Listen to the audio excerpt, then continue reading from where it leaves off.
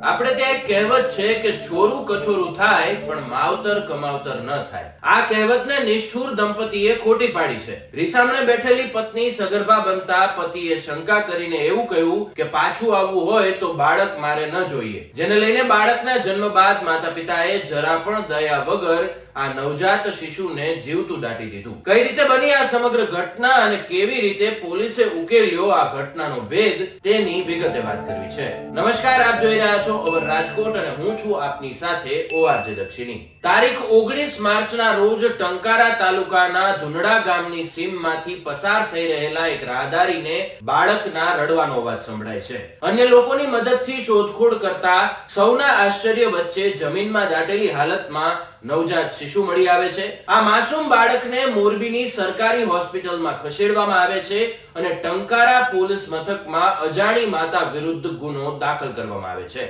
25 દિવસની શોધખોળના અંતે પોલીસને આ માસૂમ બાળકના નિષ્ઠુર માતા પિતા સુધી પહોંચવામાં સફળતા મળે છે. 4 દિવસના આ માસૂમ બાળકના જબલા પર બનાસકાંઠાના ભાભોર આરોગ્ય કેન્દ્રનું એડ્રેસ લખેલું હોય છે, જેનાથી પોલીસને પગેરું મળે છે. પરંતુ ત્યાં જઈને તપાસ કરતા ગુનો આચરનાર માતા પિતાનો કોઈ જ અતોપતો લાગતો નથી.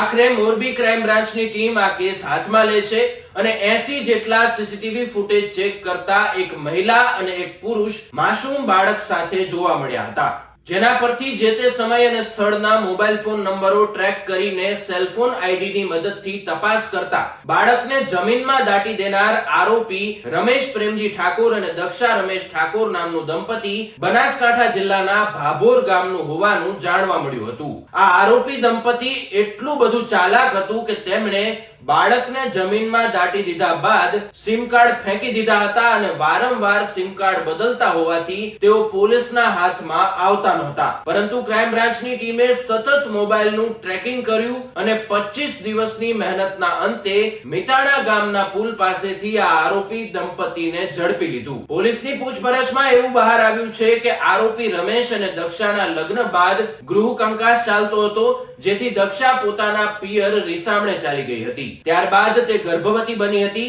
જેથી પતિ રમેશે શંકા કરીને કહ્યું કે આ બાળક મારું નથી અને જો તારે મારી પાસે આવવું હોય તો આ બાળક ન જોઈએ, જેથી ભાભોર આરોગ્ય કેન્દ્રમાં બાળકને જન્મ આપ્યા બાદ મોરબી તરફ આવ્યા હતા અને ટંકારા નજીક આ બંને દંપતીએ જરા પણ ખચકાટ વગર માત્ર 4 દિવસના પોતાના જ નવજાત બાળકને જીવિત હાલતમાં દાટીને નાસી ગયા હતા. જો રાહદારી સમયસર ન પહોંચ્યા હોત તો કજિયાનું મોં કાળું, એ પ્રમાણે પતિ પત્નીના કંકાસના કારણે નિર્દોષ અને માસૂમ બાળકનો ભોગ લેવાઈ ગયો હોત. નમસ્કાર.